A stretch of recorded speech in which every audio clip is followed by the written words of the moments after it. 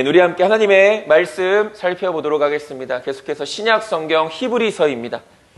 히브리서 11장 1절에서 16절까지입니다.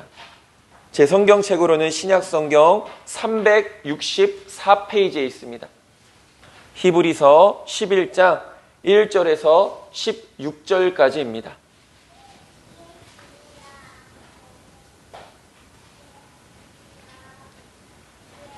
우리 다 찾으셨으면 앞에 있는 우리말 성경으로 1절부터 다 함께 읽겠습니다. 믿음은 바라는 것들의 실체이며 보지 못하는 것들의 증거입니다. 참으로 조상들은 이 믿음으로 인정을 받았습니다. 믿음으로 우리는 온 세상이 하나님의 말씀으로 창조됐고, 따라서 보이는 것은 나타난 것으로 말미암아 지어지지 않은 것을 압니다. 믿음으로 아벨은 가인보다 더 나은 제사를 하나님께 드렸고, 이로써 그는 의롭다는 인정을 받았습니다. 하나님께서 그의 예물에 대해 인정해 주셨습니다. 그는 죽었지만 믿음으로 여전히 말하고 있습니다. 믿음으로 에녹은 죽음을 보지 않고 들림을 받았습니다. 하나님께서 그를 데려가셨기 때문에 그는 더 이상 보이지 않았습니다. 들려가기 전에 그는 하나님을 기쁘시게 하는 사람이라는 인정을 받았습니다. 믿음이 없이는 하나님을 기쁘시게 할 수 없습니다. 그러므로 하나님께 나아가는 사람은 하나님이 계신 것과 하나님은 그분을 간절히 찾는 사람들에게 상 주시는 분임을 믿어야 합니다. 믿음으로 노아는 아직 보지 못하는 일들에 대해 경고를 받고 자기 집안의 구원을 위해 경외함으로 방주를 지었으며, 이로 인해 그는 세상을 단죄했습니다. 또한 그는 믿음으로 인해 의의 상속자가 됐습니다. 믿음으로 아브라함은 부르심을 받았을 때 순종해 장차 유업으로 받을 곳으로 나아갔습니다. 그런데 그는 어디로 가는지 알지 못하고 나아갔습니다. 믿음으로 그는 약속의 땅에서 다른 나라에 사는 이방 사람처럼 잠시 머물렀는데, 그는 동일한 약속을 함께 받은 이삭과 야곱과 더불어 장막에 거했습니다. 이것은 그가 하나님께서 친히 설계하시고 건축하신 견고한 터 위에 세워진 도시를 고대했기 때문입니다. 믿음으로 아브라함은 비록 그 자신이 너무 늙고 살아도 단산됐지만 임신할 수 있는 능력을 얻었습니다. 이는 그가 약속하신 분을 신실한 분으로 여겼기 때문입니다. 이렇게 해서 죽은 사람이나 다름없는 한 사람에게서 하늘의 수많은 별과 같이, 그리고 바닷가에 셀 수 없는 모래와 같이 수많은 자손들이 태어났습니다. 이 모든 사람들은 믿음을 따라 살다가 죽었습니다. 그들은 약속하신 것들을 받지 못했지만 그것들을 멀리서 보고 환영했으며, 세상에서는 외국 사람이며 나그네임을 고백했습니다. 이렇게 말하는 사람들은 자신들이 본향을 찾는 사람들임을 분명히 보여줍니다. 만일 그들이 떠나온 곳을 생각하고 있었다면 돌아갈 기회가 있었을 것입니다. 그러나 그들은 이제 더 나은 곳을 사모하는데 그것은 하늘에 있는 것입니다. 그러므로 하나님께서도 그들의 하나님이라 불리는 것을 부끄러워하지 않으시고 그들을 위해 한 도시를 예비하셨습니다. 아멘. 아멘. 오늘은 믿음으로 라는 제목을 가지고 우리가 이 시간 함께 귀한 은혜를 나누고자 합니다. 지난 한 주간도 하나님의 말씀과 기도로 승리하셨습니까? 우리는 지난주에 오래 참아 약속을 받았느니라 라는 제목을 가지고 함께 은혜를 나눴습니다. 하나님은 약속하시는 하나님이십니다. 하나님은 신실한 분이시기에 그 약속하신 것을 반드시 이루시는 분이십니다. 하나님께서는 하나님의 뜻을 이루시기 위해 약속하시고, 또한 그 약속은 바로 그것을 믿는 우리를 위한 약속들이라는 것이죠. 그러니까 그 약속을 믿고 순종하면 우리에게 복이 임한다라는 것입니다. 하나님께서는 아브라함에게 맹세하셨습니다. 맹세는 반드시 라는 이 단어와 같은 의미입니다. 아브라함에게 맹세하셨다는 것은 아브라함에게 반드시 그 약속을 이루어 주시겠다라는 것이죠. 하나님께서는 죄인된 우리를 구원해 주시겠다 약속하셨고, 그 약속은 독생자 예수 그리스도를 통하여 이루어졌습니다. 하나님의 약속은 우리의 믿음을 통해서만 누릴 수 있습니다. 아무리 좋은 말씀들이 우리 가운데 있어도 믿지 않으면 우리는 그 은혜를, 그 약속을 누릴 수 없는 것이죠. 굳건한 믿음만이 모든 약속을 은혜 가운데서 누리는 것입니다. 믿음은 인내하는 것입니다. 믿음으로 끝까지 인내하는 자는 약속된 복을 누리는 것입니다. 우리는 아브라함과 같은 믿음의 사람이 되기를 바라고 날마다 기도할 수 있어야 되는 것이죠. 하나님은 우리의 피난처가 되십니다. 인생에 여러 가지 문제가 있을 때 우리의 피난처가 되시는 주님을 찾고 바라볼 수 있어야 되는 것이죠. 하나님을 피난처로 삼는 자들은 하나님께로부터 용기와 힘을 얻게 됩니다. 이것은 다른 말로 우리에게 믿음의 삶을 온전히 살아낼 수 있는 용기와 힘을 주실 수 있는 분은 하나님밖에 없다라는 의미입니다. 이것이 우리가 지난주에 함께 살펴봤던 말씀이었습니다. 오늘 본문은 우리가 잘 알고 있는 믿음의 장이라고 불리어지는 히브리서 11장입니다. 믿음의 본질이 무엇인가, 그리고 그런 믿음을 가지고 살아갔던 많은 믿음의 조상들은 어떤 믿음의 모습을 증거했는가, 그리고 오늘을 살아가는 우리들도 그와 같은 믿음으로 살아가야 된다라는 권면의 말을 위하여 기록되어져 있습니다. 그렇다면 우리가 하나하나 살펴보면서 오늘 이 말씀 우리에게 어떤 은혜가 되어지는지 함께 보도록 하겠습니다. 첫 번째로 믿음이란 무엇인가? 라고 이렇게 말할 수 있습니다. 히브리서 저자는 믿음을 이렇게 정의하고 있습니다. 여러분들 성경책에 우리가 개역개정 1절, 우리 다 같이 히브리서 11장 1절 말씀 다 같이 읽겠습니다. 믿음은 바라는 것들의 실상이요 보이지 않는 것들의 증거니 라고 이렇게 말하고 있습니다. 이것을 조금 더 쉽게 풀이해 놓은 쉬운 성경은 이렇게 말하고 있습니다. 믿음은 우리가 바라는 것들에 대해서 확신하는 것입니다. 또한 보이지는 않지만 그것이 사실임을 아는 것입니다. 라고 이렇게 말하고 있습니다. 믿음 무엇입니까? 우리가 바라는 것이 반드시 이루어질 것이라는 확신을 갖는 것이 믿음인 것이죠. 그리고 믿음은 무엇입니까? 지금 당장 내 눈엔 보이지 않지만 하나님께서 약속하신 그것은 반드시 이루어질 줄 믿는 것이 바로 믿음이라는 것이죠. 믿음은 확신하는 것입니다. 무엇에 대한 확신입니까? 하나님의 말씀, 하나님의 약속에 대한 확신인 것이죠. 그러나 지금 당장 눈에 보이지 않고 손에 잡히지 않을 수 있습니다. 하나님이 약속해 주셔도 우리가 예로 지난주에 아브라함을 보지 않았습니까? 하나님께서 분명 자손을 주시겠다고 했고 그 자손을 통해서 많은 큰 민족을 이루어 주시겠다라고 말씀하셨죠. 그러나 아브라함은 지금 당장 그것을 보지 못했습니다. 그러나 중요한 것은 무엇입니까? 그것을 하나님께서 이루어 주실 것이라는 믿음의 확신을 가지고 있었던 것이죠. 그리고 또한 실제로도 보지 못하고 하나님의 부르심을 받았습니다. 그럼에도 아브라함은 하나님께서 내가 죽은 이후에도 그 약속을 반드시 이루시는 분이시라는 것을 확신했다라는 것이죠. 우리는 예수님을 믿음으로 구원받았습니다. 분명한 사실인 것이죠. 결코 부인할 수 없는 진리 아니겠습니까? 그러나 여기 계신 분들 중 어느 누구도 예수님의 살아계심을 실제적으로 본 사람은 없습니다. 왜냐하면 그것은 이미 2000년 전의 사건이었기 때문이죠. 물론 많은 이 세상의 역사들도 예수님의 실존을 분명히 인정합니다. 그것은 분명히 역사라고 이야기를 하죠. 그러나 그들이 믿지 않는 것은 예수님만이 구원이시다라는 것을 믿지 않는 것이지 예수님의 실존 자체를 부정하는 것은 결코 아닙니다. 어찌되었든 저나 여러분들은 그 예수님을 우리가 실제적으로 내 눈앞에서 본 사람은 아무도 없다라는 것이죠.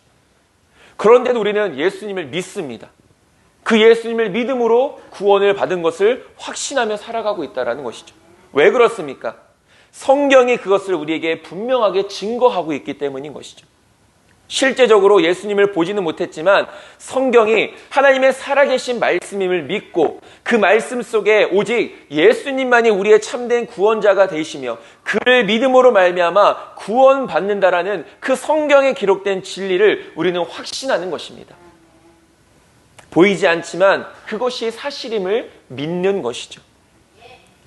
보이지 않는 가운데서도 우리는 믿음을 가지고 살아가며 우리에게 영생을 허락하시고 그 영생을 바라며 살아갈 때 그것이 온전히 이루어질 줄을 믿는 것입니다.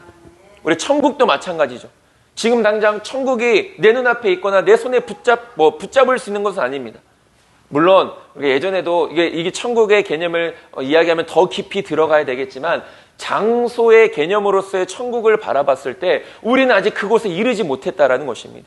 그런데 우리는 어떤 것을 믿습니까? 그곳이 있음을 믿고 또 믿음으로 나아가는 자들이 반드시 그곳에 영원히 거하게 될 것을 믿는다라는 것이죠. 보이지 않지만 확신하는 것입니다.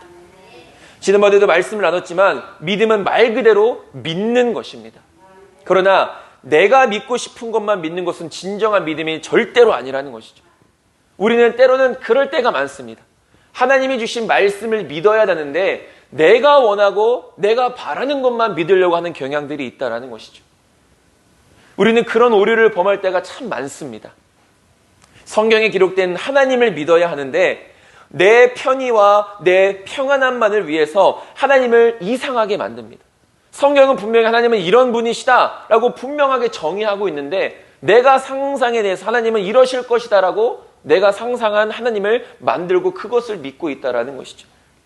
그리고 내 입맛에 맞게 하나님을 이용하기 위하여 내 도구 삼는 것으로 믿을 때가 있습니다. 하나님은 나를 도와주시는 분이시니까 기도하면 응답해 주시는 분이시니까 내가 원하는 거 바라는 거 내 욕심대로 또 잘못 쓰려고 구하는 정욕까지 하나님은 다 들어주시는 분이시다. 그렇게 내 기도에 응답해 주시지 않으면 그렇게 내 뜻대로 하나님을 나를 인도해 주시지 않으면 나는 하나님을 인정하지 않겠다. 이렇게 말하는 사람들도 있다는 것이죠. 그러나 이러한 것은 절대로 온전한 믿음이 아니라는 것을 우리는 지식이나 상식적으로 압니다. 그럼에도 불구하고 우리는 또한 하나님을 이렇게 만들고 이렇게 믿을 때가 있다는 것이죠. 나를 위해서, 하나님을 위해서 우리가 믿음의 삶을 살아가는 것이 아니라 나를 위하여 하나님을 이용하려는 그런 잘못된 믿음을 우리가 살아가고 있다는 것이죠. 이러한 잘못된 믿음이 무슨 능력이 있고 무슨 은혜가 있겠습니까? 우리는 무엇을 믿어야 합니까? 하나님의 확실한 말씀을 믿어야 합니다. 확실한 그 말씀 앞에 나의 모든 것을 내려놓고 온전히 순종해야 되는 것이죠. 내 뜻을 내려놓지 않고 내 뜻대로 하나님이 이루어 주실 것이라고 믿는 것이 믿음이 아니라 하나님의 그 모든 말씀 앞에 내 뜻까지도 내려놓고 포기하여서 하나님의 뜻을 쫓는 믿음을 가지는 것이 진짜 믿음이라는 것이죠. 그런 의미에서 우리는 그런 믿음을 살아가고 있는가를 생각해 봐야 합니다. 하나님이 주신 말씀을 믿고 그 말씀에 순종하며 살아가고 있는가, 아니면 내 뜻과 내 생각을 어떻게든 끼워 맞춰서 하나님은 그냥 내 뜻을 내 생각을 이루어 주시기 위해 도와주시는 분으로 정도로만 우리가 그렇게 생각하고 또 그것을 믿음이라고 말하고 있는 것은 아닌지를 나를 돌아봐야 된다는 것이죠. 나는 지금까지 어떤 믿음으로 살아왔는가? 뒤에서도 살펴보겠지만 오늘 히브리서 이 저자가 본문에서 믿음의 사람으로 예시를 든 몇몇 사람들은 자신의 뜻과 자신의 욕심을 하나님께 구했던 것이 아니라 하나님의 부르심과 하나님의 뜻에 믿음으로 순종했던 사람들입니다. 하나님의 뜻 앞에 오히려 자신의 것을 내려놓은 사람들인 것이죠. 우리는 내 욕심이 마치 하나님의 뜻인 것처럼 착각하여서 이대로 이루어 주실 것을 믿는 것을 믿음이라고 생각할 때가 있다는 것이죠. 그러나 성경 어디에도 이것이 믿음이라고 결코 말하지 않습니다. 오히려 믿음은 포기하는 것입니다. 믿음은 내려놓는 것입니다. 믿음은 내 자아를 다 내려놓고 하나님의 말씀 앞에 전적으로 순종하는 것입니다. 아까도 잠깐 이야기했지만 내가 원하는 것만 순종하고 내가 원치 않은 것은 순종하지 않아도 된다. 내가 이거는 순종했으니까 하나님은 그래도 그 순종을 바라봐 주시고 나를 칭찬해 주시겠지. 이것이 온전한 믿음이겠지라고 생각해서는 안 된다라는 것이죠. 하나님은 우리에게 무엇을 요구하십니까? 어느 한 가지, 물론 그 한 가지에 대한 순종도 하나님은 기쁘게 여기시지만 하나님께서 진정으로 우리에게 바라시는 것은 모든 것에 순종하는 것입니다.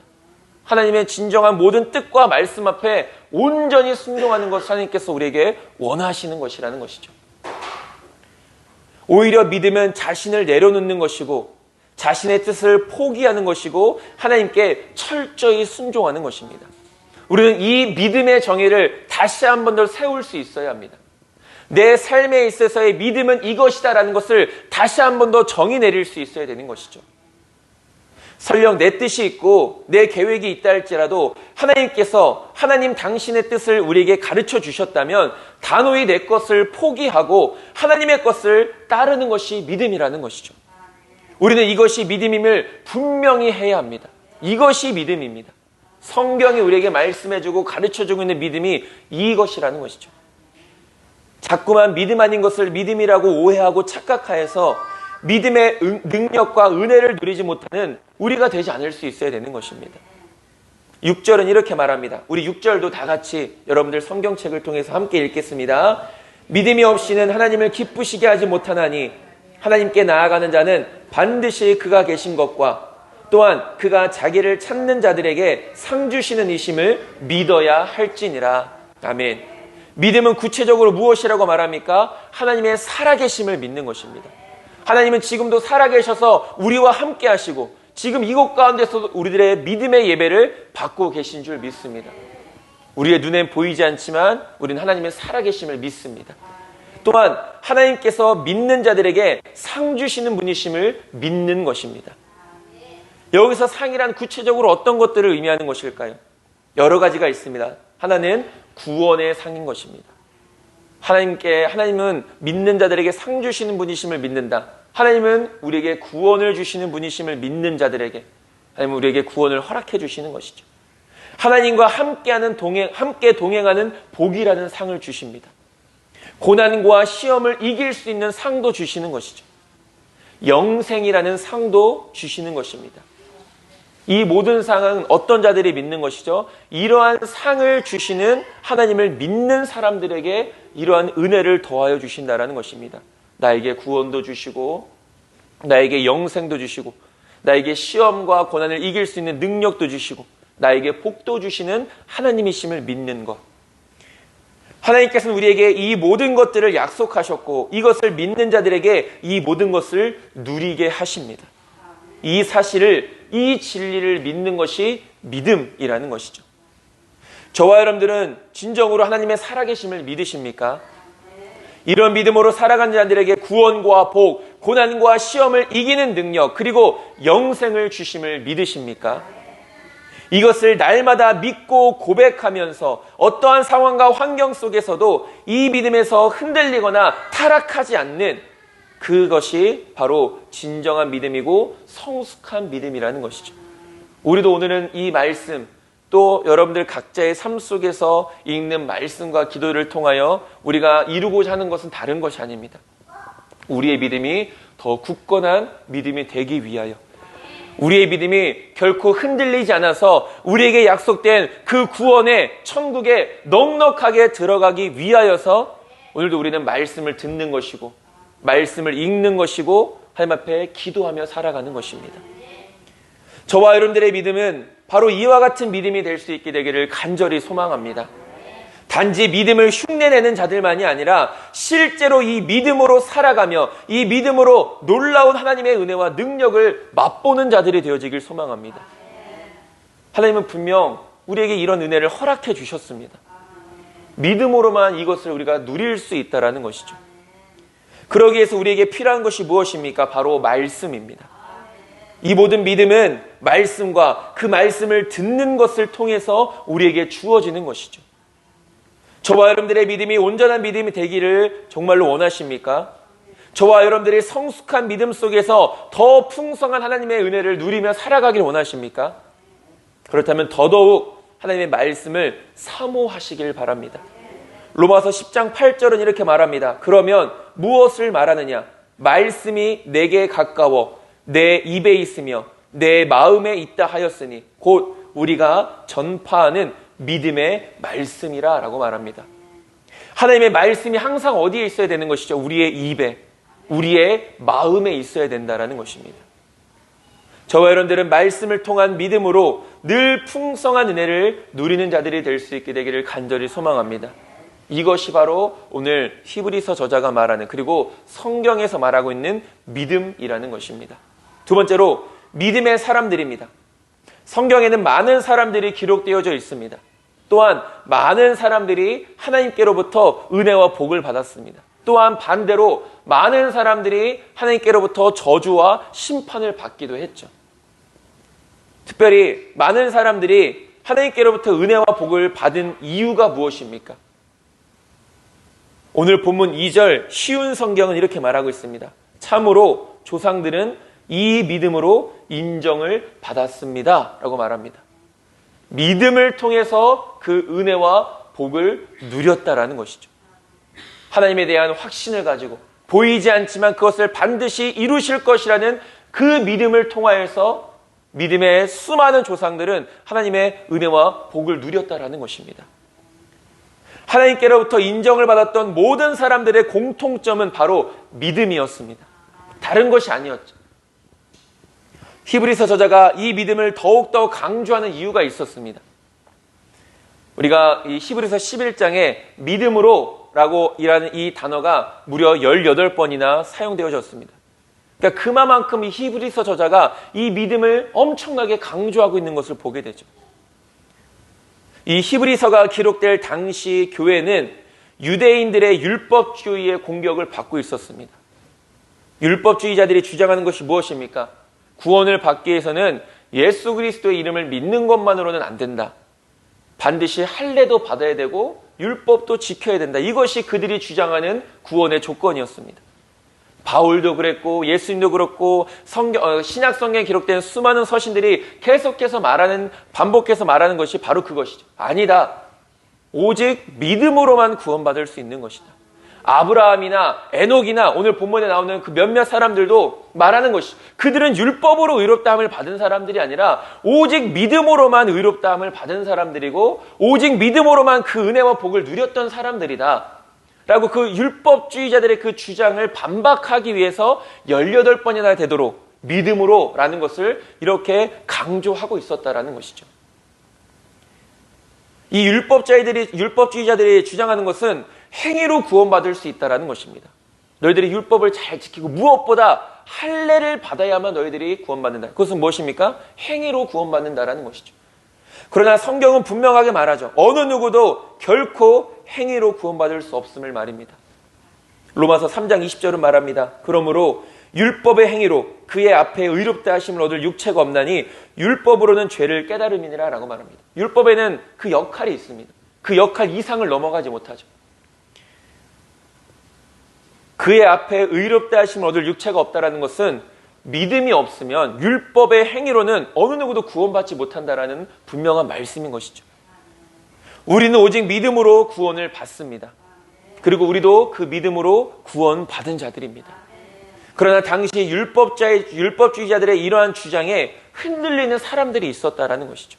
물론 여러 가지 상황들, 박해와 핍박이라는 정말로 여러 가지 상황들 속에서 사람들이 이제 기독교에서 돌이켜서 유대교로 다시 돌아가는 이런 모습들이 있었지만 어쨌든 이런 주장에 흔들리는 많은 사람들이 있었다라는 것이죠. 그래서 이 히브리서 저자는 유대인들이 믿음의 조상으로 여기는 아브라함을 예로 들면서 아브라함도 율법으로 의롭다 인정을 받은 사람이 아니다. 우리가 잘 아는 것처럼 율법은 언제 그들 백성들에게 주어졌습니까? 모세 때. 그러니까 아브라함의 때는 율법이 없었습니다. 그 훨씬 이후에 모세 때가 되어서야 하나님께서 십계명을 그들에게 허락해 주신 것이죠. 그렇기에 아브라함이 의롭다 여김을 받은 것은 율법으로 된 것이 아니라 오직 믿음으로 된 것이다 라는 이 사실을 분명하게 선포합니다. 물론 율법이 있었던 때도 구원은 오직 믿음으로만 받는 것임은 분명합니다.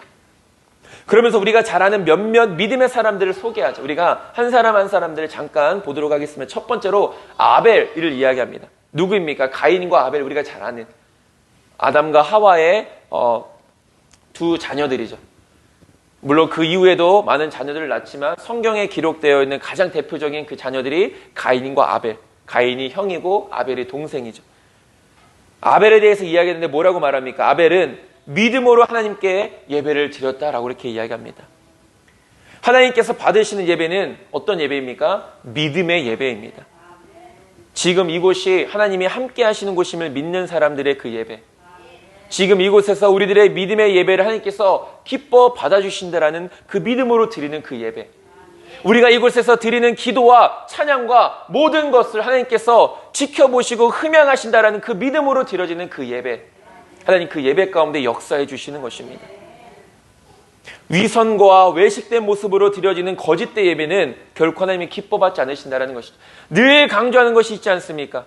이스라엘 백성들이 그 하나님의 심판을 받게 되는 아수르와 바벨론에 의해서 심판을 받게 되는 그때 당시의 상황이 어땠다라는 것이죠. 제사가 없지 않았습니다. 제물이 없지 않았습니다. 기도가 없지 않았습니다. 금식이 없지 않았습니다.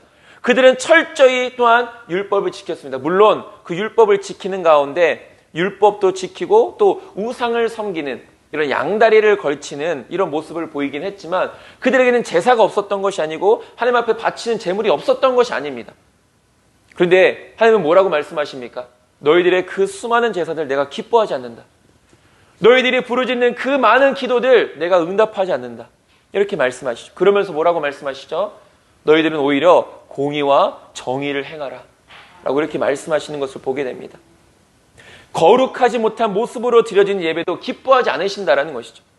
그냥 일주일 동안 아무렇게나 살아가고 일주일 동안 순종하지 않는 삶을 살아가고 일주일 동안 말씀 없는 삶을 살아가다가 주일 한 번 하나님 앞에 나와서 예배를 드리면 그것이 나의 본분을 다했다라고 생각하는 많은 사람들이 있습니다. 그러나 그렇게 수백 번 수천 번 예배를 드린다 한들 물론 그 말씀 속에서 하나님 앞에 나와서 말씀을 듣고 깨달아서 삶이 거듭나고 변화되어져서 그렇게 살아가는 삶에겐 하나님의 은혜가 임하겠지만 그렇게 말씀을 듣고도 거듭나지 못하고 그렇게 말씀을 듣고도 변화되지 못하여 여전히 그런 반복된 삶, 그런 은혜 없는 습관적인 삶을 계속해서 살아가는 사람들의 그 예배, 아무런 준비 없이 드려지는 그 예배, 내가 이 일주일 동안 삶을 거룩한 삶을 살아가면서 하나님을 바라보면서 이 주일 예배를 사모하면서 그렇게 준비하여서 주님 앞에 나와서 드려지는 그 예배, 하나님은 그것을 기뻐하시지 앞서 잠깐 이야기했던 것처럼 위선과 외식된 모습으로 아무런 준비도 없이 아무런 뜻도 없이 아무런 마음도 없이 습관적으로 나와서 드려지는 그런 예배들 하나님께서 결코 기뻐받지 않으신다라는 것이죠. 우리는 예배를 아무렇게나 그리고 아무런 준비 없이 드려도 하나님께서 받아주실 것이라는 착각에서 빨리 벗어나야 합니다. 거룩함으로 준비된 예배를 하나님께서 기뻐하시는 것이죠. 정말 우리 하늘빛 교회 예배는 살아있는 예배가 되어지길 소망합니다. 그리고 우리가 함께 모여서 드리는 예배만이 예배가 아니라 성경은 뭐라고 말하죠? 거룩한 삶으로 드려지는 것이 영적인 예배라고 말합니다. 그러니까 우리는 주일을 지키는 것, 주일 교회에 나와서 하나님 앞에 예배를 드리는 것도 주일을 지키는 것이지만 매일매일의 삶의 순간 속에서 거룩함으로 살아가는 것도 하나님 앞에 드려지는 영적인 예배이고 그것 또한 예배를 지키는 일임을 우리는 반드시 기억해야 되는 것이죠. 그러니까 우리는 매일마다 예배를 드리는 삶을 살아가는 것이죠. 어느 정해진 특별한 날에만 예배를 드리는 것이 아니라 믿음으로 하나님께 나아가는 자를 하나님께서 만나주시는 것입니다. 저와 여러분들의 모든 예배는 늘 믿음으로 드려지는 예배가 될 수 있게 되기를 간절히 소망합니다. 두 번째로 에녹은 죽음을 보지 않고 하나님의 부르심을 받았다라고 말합니다. 에녹의 이 모습은 우리가 장차 살아서 예수님의 재림을 맞이할 자들의 예표가 되어지는 것이죠. 우리들도 살아서 주님을 만나든 또 죽어서 주님 앞에 서게 되든 모든 사람들은 다 주님 앞에 서게 됩니다. 그리고 살아서 예수님의 재림을 맞이하는 사람들은 에녹과 같이 죽지 않고 천국으로 올라가게 되어진다는 것이죠. 살아서 부름을 받건 죽어서 부름을 받건 하나님 앞에 서서 잘했다 칭찬받을 수 있는 사람은 믿음으로 하나님을 기쁘시게 하는 사람임을 잊지 말아야 합니다. 하나님을 기쁘시게 하는 삶이란 믿음으로 말씀에 순종하는 것입니다. 믿음으로 순종하는 저와 여러분들이 되어져서 하나님을 기쁘시게 하는 가운데 주님 앞에 설 수 있는 자들이 되어지길 간절히 소망합니다. 세 번째로 노아에 대해서 말합니다. 노아는 아직 보지 못한 일, 즉 미래에 임하게 될 심판에 대한 경고를 듣고 방주를 만들었습니다. 그러니까 방주가 정확하게 몇 년의 기간 동안 만들어졌는지는 성경에 자세하게 기록되어지지 않지만 성경학자들은 여러 가지 정황상 약 80년 정도가 됐을 것이다 라고 이렇게 추측을 합니다. 그러니까 노아와 그 가족들이 하나님의 심판 가운데서 건짐을 받기 위하여 지은 방주를 제작한 시간이 무려 80년이라는 것이죠. 80년 동안 묵묵히 노아는 자신의 사명을 감당했다라는 것입니다. 당장 눈에 보이지 않고 방주를 만드는 일과 하나님의 심판의 때가 언제 임할지 알지 못했지만 하나님께서 노아에게 너는 몇십 년 동안 방주를 만들어라 이렇게 말하지 않았습니다. 내가 이 땅을 심판할 때니 너는 방주를 만들어라 그렇게만 말씀하셨죠. 그리고 그 방주를 만드는 기간이 언제 끝날지 몰랐고 언제 하나님의 심판이 임할지도 몰랐습니다. 그러나 노아는 그 일을 바라보며 자신의 사명을 감당했다라는 것이죠. 하나님께서 말씀하신 그 일을 반드시 이루실 줄 믿고 준비했다라는 것입니다. 하나님의 말씀을 받는 자세가 어떠해야 하는지 노아를 통해서 잘 보여주고 있습니다. 노아는 바로 경외함으로 하나님의 말씀을 받았다라고 말합니다. 하나님의 말씀을 받는 우리의 자세도 항상 그래야 합니다. 경외함을 가지고 하나님의 말씀을 받아야 합니다. 하나님의 말씀에는 우리를 구원해 주시겠다라는 사랑의 메시지와 함께 또한 심판하시겠다라는 공의의 메시지도 포함되어져 있는 것이죠. 사랑의 메시지와 공의의 메시지, 어떤 말씀이건 항상 우리는 경외하는 마음으로 이 말씀에 귀를 기울여야 되는 것입니다. 하나님의 은혜를 너무 쉽게 생각해서도 안 되고 또한 하나님의 심판을 너무 가볍게 여겨서도 안 됩니다. 노아는 앞으로 있을 미래의 일을 믿음으로 준비했습니다. 우리에게는 어떤 미래가 있습니까? 바로 구원의 완성이라는 미래와 예수님의 재림이라는 미래가 있습니다. 물론 구원의 완성이 곧 예수님의 재림입니다. 우리는 이날 기쁨으로 주님 앞에 설 수 있도록 믿음을 굳게 붙잡고 살아가야 합니다. 그 천국에 넉넉히 들어가기 위하여 우리들 각자가 짓는 그 방주를 믿음으로 인내하며 끝까지 완성시킬 수 있어야 된다는 것이죠. 마지막으로 아브라함은 갈 바를 알지 못했지만 하나님의 부르심과 명령에 믿음으로 순종하여 나아갔습니다. 어디로 가라? 너가 갈 곳은 분명한 이곳이다 라고 하나님께서 확실하게 말씀해 주시지 않았죠. 그러나 그 말씀 한마디에 자신의 모든 것을 다 내려놓고 가장 안전한 자리를 벗어나서 가장 위험한 자리로 나아가게 되었습니다. 지난주에도 봤듯이 하나님께서 아브라함에게 약속하신 것이 이루어지기까지는 상당한 시간들이 걸렸습니다. 비록 중간에 아브라함도 연약한 모습을 보이긴 했지만 인간적인 방법을 사용하긴 했지만 그럼에도 아브라함은 그 약속을 끝까지 믿고 인내했다라는 것이죠. 그 결과 약속의 은혜를 누리게 된 것입니다. 그의 아내 사라도 마찬가지죠. 아브라함도 하나님의 약속을 다 보지 못하고 땅에 묻혔지만 하나님께서는 반드시 그 약속을 이루실 것을 아브라함은 언제나 변함없이 확신했습니다. 아브라함은 시험을 받을 때에도 믿음으로 자신의 아들을 하나님께 바쳤습니다. 단지 바치는 신용만 한 것이 아니라 진짜로 하나님 앞에 바쳤습니다. 오늘 우리가 본문에서는 읽지 않았지만 바로 그 다음 절인 17절에 이렇게 말합니다. 아브라함은 시험을 받을 때에 믿음으로 이삭을 드렸으니 그는 약속들을 받은 자로 돼 그 외아들을 드렸느니라 라고 말합니다. 믿음으로 아들을 바쳤다 라고 이렇게 말하죠. 여러분 이게 믿음으로 가능한 일이겠습니까? 자기 자식을 죽여야 되는 일입니다. 좀 더 잔인하게 말하면 칼로 떠서 토막을 내서 하나님 앞에 번제로 바쳐야 될 제물로 아들을 드려야 했다라는 것이죠. 그걸 누가 합니까? 아버지인 아브라함이 직접 해야 되는 일이었던 것이죠. 그러나 아브라함은 그것을 믿음으로 감당해냈다는 것입니다. 잔인한 이런 것들 다 떠나서 하나님이 주신 말씀이고 명령이니까 아브라함은 순종했다라는 것이죠.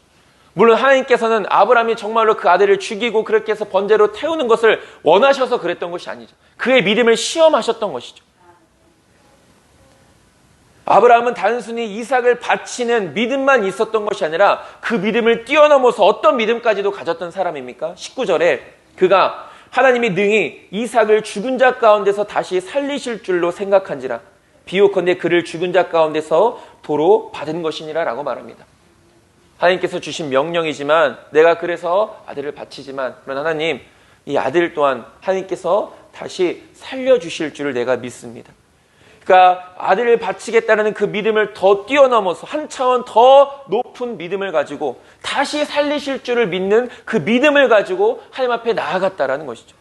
여러분, 우리가 이 성경에 기록된 많은 믿음의 사람들의 그 믿음에 대해서 이야기합니다. 많은 믿음을 이야기하죠. 근데 실제 우리가 그 믿음을 쉽게 이야기하지만 정말로 그 믿음으로 그 당시에 그 믿음을 지키며 살아갔던 사람들의 그 믿음은 결코 쉬운 믿음이 아니었다라는 것입니다.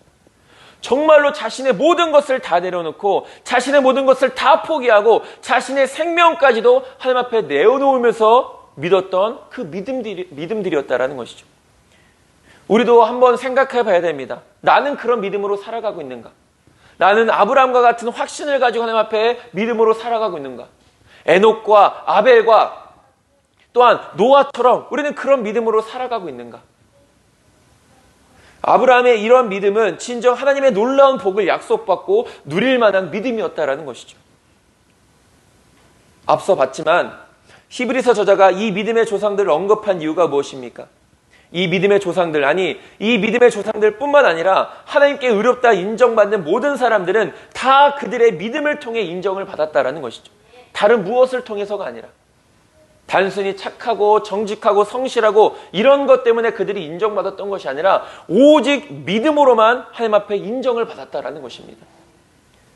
다른 것으로는 결코 의롭다 인정을 받을 수 없다라는 것이죠. 율법주의자들이 주장했던 율법의 행위로는 결코 구원을 받을 수 없고 의롭다 인정받지 못하며 하나님을 기쁘시게 할 수 없다라는 것입니다. 우리는 분명 믿음을 통해 하나님을 기쁘시게 해야 합니다. 그것이 우리의 본분이고 사명입니다. 그것이 바로 믿음의 삶이라는 것이죠. 나의 기쁨을 넘어서서 하나님이 기뻐하시는 믿음의 삶을 살아낼 수 있도록 우리는 힘써야 되는 것이죠. 하나님이 기뻐하시면 나도 기뻐할 수 있습니다. 그러나 나만 기뻐하는 것은 하나님이 기뻐하시지 않을 수도 있다는 것입니다. 하나님을 기쁘시게 하지 못하는, 그래서 자기 만족만 있는 그런 믿음은 믿음도 아니고 주님께 책망받았던 외식과 위선일 뿐인 것이죠. 우리는 믿음으로 살고 있는지 늘 점검해 봐야 합니다. 내 자신을 돌아봐야 되는 것이죠. 하나님을 기쁘시게 하고 있는지를 늘 돌아봐야 합니다. 오직 믿음만이 하나님께 의롭다 인정함을 받을 수 있는 것이죠. 오직 믿음으로만 우리는 천국에 들어갈 수 있는 것입니다. 저와 여러분들은 이런 믿음의 소유자들이 될 수 있게 되기를 간절히 소망합니다. 마지막으로 우리의 본향입니다. 우리가 이 세상에서 믿음으로 살아가는 이유가 무엇입니까? 그것은 바로 우리의 본향을 넉넉하게 들어가기 위해서입니다. 우리는 이 땅에 평생 머물지 않습니다. 모든 사람은 반드시 하나님의 부르심을 받습니다. 물론 살아서 하나님 앞에 부르심을 받든 죽은 이후에 하나님의 부르심을 받든 모든 사람들은 다 하나님의 부르심을 받죠. 이 땅은, 우리가 살아가는 지금 이 시간들은 우리의 본향에 들어가기 위한 과정일 뿐입니다. 물론 그렇다고 아무렇게나 살아가도 된다는 말은 결코 아닙니다. 그렇기 때문에 더욱더 잘 준비해야 되는 것이죠. 우리에게 허락되어진 삶과 생명을 통하여서. 우리의 본향은 분명 하늘에 있는 것입니다. 우리 16절, 오늘 본문 말씀 16절 여러분들 성경책으로 우리 다 같이 함께 읽겠습니다. 그들이 이제는 더 나은 본향을 사모하니 곧 하늘에 있는 것이라. 이러므로 하나님이 그들의 하나님이라 일컬음 받으심을 부끄러워하지 아니하시고 그들을 위하여 한 성을 예비하셨느니라. 아멘. 우리를 위하여, 어떤 사람들? 믿음의 사람들을 위하여 영원히 거할 성을 예비해 놓으셨다라는 것이죠. 예수님도 분명히 말씀하셨습니다. 요한복음 14장 1절에서 3절에 있는 말씀에 너희는 마음에 근심하지 말라. 하나님을 믿으니 또 나를 믿으라. 내 아버지 집에 거할 곳이 많도다. 그렇지 않으면 너희에게 일렀으리라. 내가 너희를 위하여 거처를 예비하러 가노니 가서 너희를 위하여 거처를 예비하면 내가 다시 와서 너희를 내게로 영접하여 나 있는 곳에 너희도 있게 하리라 라고 말합니다. 거처를 예비하러 가셨다가 이제 그곳에 많은 사람들을 부르러 다시 오시겠다라는 것이죠. 그리고 다시 오셔서 또 믿음의 사람들을 다시 데리고 그 영원한 거처로 우리를 인도해 주시겠다라는 말씀입니다. 예수님께서 말씀하시는 그 거처가 어디입니까? 바로 천국입니다. 이곳이 우리가 영원히 거할 거처인 것이죠. 이 영원한 거처에 들어가기 위해서는 나그네와 같은 삶을 살아가는 이때에 끝까지 믿음을 잃지 않고 살아갈 수 있어야 되는 것입니다. 이 당시에는 분명 많은 어려움이 있었습니다. 이 히브리서 기자가 그들이 자꾸만 믿음을 포기하려고 할 때마다 그들에게 용기를 주고 위로를 주고 그들에게 다시 한 번 더 새 힘을 줘서 이 믿음을 끝까지 지켜라 라고 말하는 그때 당시에는 분명한 어려움들이 있었습니다. 어떤 말씀이냐, 어떤 어려움이냐, 오늘 히브리서 11장 35절에서 38절은 이렇게 말하고 있습니다. 여러분 이것까지도 우리가 함께 살펴보도록 하겠습니다. 히브리서 11장 35절에서 38절입니다. 다 같이 읽겠습니다. 여자들은 자기의 죽은 자들을 부활로 받아들이기도 하며 또 어떤 이들은 더 좋은 부활을 얻고자 하여 심한 고문을 받되 구차히 풀려나기를 원하지 아니하였으며 또 어떤 이들은 조롱과 채찍질뿐 아니라 결박과 옥에 치는 시련도 받았으며 돌로 치는 것과 톱으로 켜는 것과 시험과 칼로 죽임을 당하고 양과 염소의 가죽을 입고 유리하여 궁핍과 환난과 학대를 받았으니 이런 사람은 세상이 감당하지 못하느니라. 그들이 광야와 산과 동굴과 토굴에 유리하였느니라. 아멘. 당시 어떤 상황인지 이해가 가십니까? 이런 박해와 핍박이 있었던 상황들이었습니다. 그냥 예수님 믿는다는 그 이유 하나만으로 돌에 맞아 죽고 톱으로 죽고 고문받아서 죽고 불에 태워져서 죽고 이런 상황들 속에서 우리가 믿음을 지킨다는 것은 결코 쉬운 일은 아니었던 것이죠. 만약 내가 저나 여러분들이 그때 당시에 그 상황에 놓여져 있었다면 과연 나는 끝까지 믿음을 포기하지 않고 살아갈 수 있었겠는가? 저조차도 사실은 큰 자신이 없는 것은 사실입니다. 예수를 믿는다는 이유로 이러한 고통을 받는다면 믿음이 연약한 자들은 너무나도 쉽게 믿음을 포기하고 다시 과거로 돌아가려 하지 않겠습니까? 우리는 이것과도 비교할 수 없는 너무나도 작은 일에 얼마나 쉽게 흔들리고 넘어지고 좌절하고 포기합니까? 우리가 그런 상황들에 놓여지지 않는다는 것이 너무나도 하나님의 큰 은혜이고 복이지만 그러나 때때로 우리는 이것과는 절대로 비교할 수 없는 너무나도 작은 일에 쉽게 넘어지는 삶을 살아가고 있다는 것이죠. 그 당시 믿음의 사람들이 이러한 상황 속에서도 믿음을 포기하지 않았던 것은 바로 그들을 위한 본향, 영원한 천국이 있음을 믿었기 때문인 것입니다. 그 고난받는 것과 고통받는 것은 잠깐이고 그 고난과 고통, 그 잠깐의 고통 뒤에는 영원한 천국이 있음을 믿었기 때문에 그 어려운 상황 속에서도 끝까지 신앙을 포기하지 않고 믿음을 지켰던 것이죠. 오히려 그것을 자랑스럽게 여겼다라는 것입니다. 그 보이지 않는 천국과 또한 그곳에서 영원히 거하게 될 것을 확신했기에 믿음을 포기하지 않고 끝까지 붙들었던 것이죠. 오늘의 어려움들을 이겨낼 수 있는 힘도 마찬가지입니다. 우리를 위해 준비된 우리의 본향을 믿음으로 바라보는 것이 모든 것들을 이겨내는 힘이고 능력이라는 것이죠. 저 여러분들도 늘 어려움 가운데 있을 때 천국을 바라보는 자들이 되어지길 소망합니다. 어려움 가운데 있을 때, 고난 가운데 있을 때 우리를 인도해 주시는 하나님을 바라보는 자들이 되어지길 소망합니다. 그리고 끝까지 믿음을 지킴으로 그 본향에서 영원히 거하는 저와 여러분들이 되어지길 소망합니다. 언젠가 우리들 다 천국에서 만나게 될 것입니다. 천국에서 만나서 그곳에서 영원히 기쁨으로 하나님을 찬양하고 예배할 수 있는 저와 여러분들이 되어지길 소망합니다. 우리는 반드시 이러한 믿음으로 천국을 넉넉하게 들어갈 수 있게 될 것입니다. 말씀을 정리하겠습니다. 믿음은 하나님의 살아계심을 믿는 것이고 하나님을 찾는 자들에게 좋은 상을 주시는 분이심을 믿는 것입니다. 많은 믿음의 조상들은 다 그들의 믿음으로 하나님 앞에 의롭다 인정받았습니다.